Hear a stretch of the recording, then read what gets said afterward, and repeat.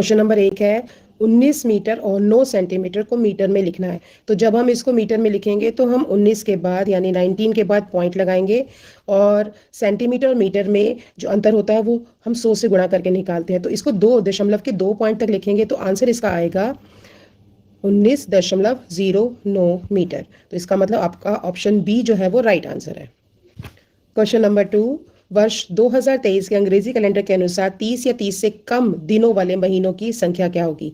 आपको पता है हमारे जो साल के 12 महीने होते हैं और 12 में से 7 महीने ऐसे होते हैं बच्चों जिनमें 31 दिन होते हैं, जैसे कि जनवरी, फिर उसके बाद मार्च, फिर उसके बाद मई, फिर जुलाई, फिर अगस्त, फिर अक्टूबर और फिर दिसंबर। तो ठीक है, ये 7 महीने होते हैं तो 12 में से 7 चले गए, कितने रह गए 5। तो हमारे 5 महीने ऐसे होंगे जिसमें 30 या 30 से कम दिनों वाले महीने आएंगे। अगला सवाल है 6 अंकों की सबसे छोटी संख्या और 4 अंकों की सबसे बड़ी संख्या का अंतर निकालना है। तो 6 अंकों की सबसे छोटी संख्या बनाने के लिए 1, 2, 3, 4, 5 और 6 हम अगर हम 6 अंकों की संख्या बनाएंगे तो हम 1 लगाकर 5 शून्य लगाएंगे। तो ये हमारी कौन सी संख्या बन गई, ये बन गई 1 लाख। और इसमें से 4 अंकों की सबसे बड़ी संख्या, तो बच्चों जब हम बड़ी संख्या बनाते हैं तो हम 0 से लेकर 9 तक की सबसे बड़े अंक को लिखते हैं और वो आता है 9। तो हम यहाँ लिखेंगे 9,999। ठीक है, अब हम इसको माइनस करेंगे। तो सबसे पहले हम इसको क्या कर देंगे, 10 है, 10 में से 1 चला गया 9 और ये हो गया, इसको काट के 9, ये हो गया 9, ये हो गया 9 और ये हो गया 10। तो हमारी संख्या आ गई 9,0,0,0,1। ठीक है, तो हमारा ऑप्शन आएगा ये। अगला है प्रश्न नंबर 4, कौन सी आकृति 1/5 भाग को छायांकित करती है। आता है ये, देखिए इसमें से 10 में से 2 भाग छायांकित है ना। तो इसको अगर हम काटेंगे तो 2 एकम 2, 2 पंजे 10 यानी 1/5 भाग आ सकता है। तो वो सीधे ना पहुंचकर 2 भागों में डिवाइड करके भी ऐसे पूछ सकते हैं। अगला सवाल है, मोहन जो है जो कि 650 रुपये कमाता है और प्रतिदिन अपने भाई की गुल्लक में 175 रुपये डालता है, तो गुल्लक में कितने दिनों में 2,975 रुपये जमा हो जाएंगे। तो बेटा हमने ये देखना है कि उसके टोटल पैसे इतने हैं और एक दिन के उसके इतने हैं, ज़्यादा के दे रखे हैं, एक दिन के दे रखे हैं। तो हमने निकालने हैं वो कितनी बार डालेगा यानी कितने दिन में जमा होंगे। तो हम क्या करेंगे, 2,975 को हम 175 से डिवाइड कर देंगे तो हमारा आंसर आ जाएगा 17 दिन। एक आयताकार फर्श का परिमाप जो है वो 62 मीटर है। यदि फर्श की चौड़ाई दे रखी है जो कि 14 मीटर है तो फर्श की लंबाई क्या होगी। तो पहले हम इस सवाल को समझते हैं।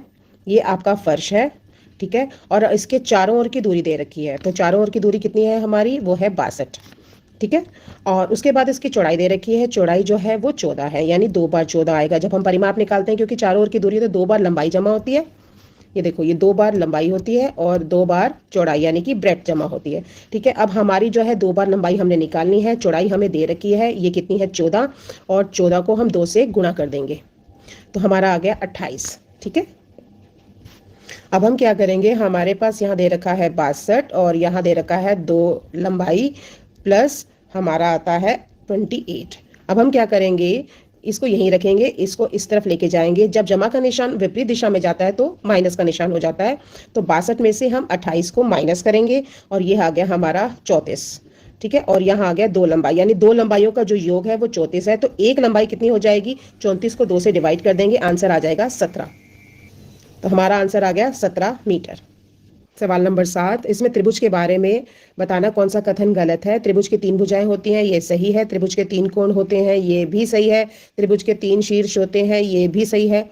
और क्या त्रिभुज के 3 विकर्ण होते हैं। अब विकर्ण आपको पता होना चाहिए। देखो बच्चों, जब मैं एक रेक्टेंगल बनाती हूँ तो विकर्ण किसे कहते हैं, जो उसकी नॉन कंसेक्यूटिव साइड है, ठीक है, उनके जो वर्टिसेस है उनको ज्वाइन करने से जो लाइन बनती है, जैसे इसको और इसको ज्वाइन कर दिया, ठीक है, तो ये लाइन बन गई। अब यहाँ से गई, इस पॉइंट को इस पॉइंट से मिला दिया तो ये डायगोनल बन गया यानी कि विकर्ण। यानी रेक्टेंगल में, स्क्वायर में डायगोनल्स होते हैं, बट अगर हम ट्राइंगल की बात करते हैं तो ट्राइंगल में डायगोनल कैसे बनेगा बताओ। 2 इसकी साइड्स हमें छोड़नी है और तीसरी हमें लेनी है, तीसरी को 2 साइड्स की अलग भुजाओं से जोड़ना है, तो इसमें विकर्ण नहीं बनेगा। तो इसका मतलब हमारा जो स्टेटमेंट है त्रिभुज के 3 विकर्ण होते हैं, ये पॉसिबल नहीं है। तो ये हमारा रॉन्ग स्टेटमेंट है।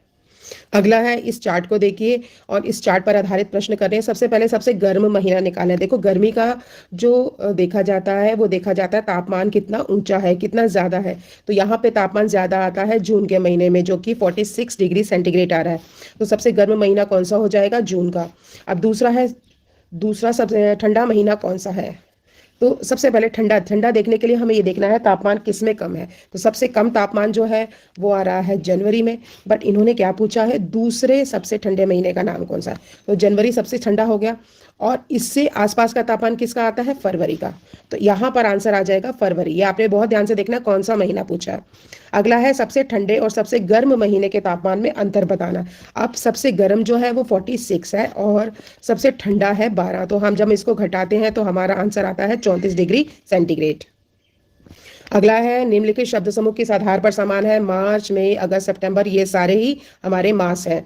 अगला है उस शब्द का चयन कीजिए जिसमें अंतिम शब्द उसी प्रकार से संबंधित है जैसा पहला दूसरे से। जैसे मधुमक्खी कहाँ रहती है, छत्ते में, और कुत्ता रहता है, कुत्ता घर में। अगली संख्या निकालनी है 3, 7, 11, 15, 19। अब हमने क्या करना है, 3 और 7 में डिफरेंस कितने का है, 4 का। 7 और 11 में डिफरेंस कितने का है, 4 का। तो यहाँ 4 4 का अंतर आ रहा है और हर एक में 4 का अंतर है। तो 19 में 4 जमा करेंगे तो हमारा आंसर आ जाएगा 23। अगला है दी गई श्रृंखला में आगे स्थान पर क्या आएगा, 1, 4, 9, 16, 25। अब देखो 1 है, 1 के बाद 2 का स्क्वायर है, यानी 2 गुणा 2 है, जिसका आंसर आता है 4। अगले में 3 का स्क्वायर है जो कि 9 है। अगला 4 का स्क्वायर है जो कि 16 है।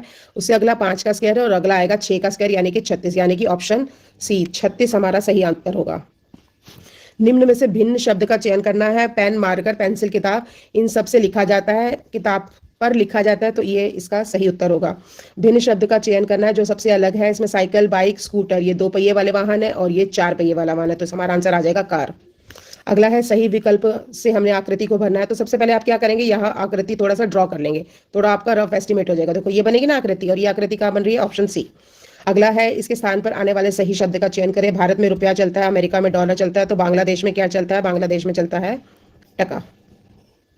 नेक्स्ट है आपने यहाँ पर इस आकृति को पूरा करना है। अब आप ध्यान से देखिए इसको कैसे करेंगे पूरा, यहाँ और यहाँ, ठीक है। यहाँ पे 2 बिंदु आ रहे हैं, तो ये आकृति हमारी इससे मैच करती है, तो option 3 is the right answer. अगला है दी गई आकृति में वर्गों की संख्या गिननी है। इसमें वर्ग कौन से हैं, 1, 2, 3, 4 और एक बड़ा वर्ग, ये हो गया आपके 5। अब हमारा हिंदी का सेक्शन आ गया। इसमें एक पैराग्राफ है, इस पैराग्राफ को मैं पढ़ रही हूँ। समस्त जीव पेड़ पौधों पर निर्भर है। विविध प्रकार के फल, फूल, अनाज, दालें, सब्जियां आदि हमें पेड़ पौधों से प्राप्त होती हैं।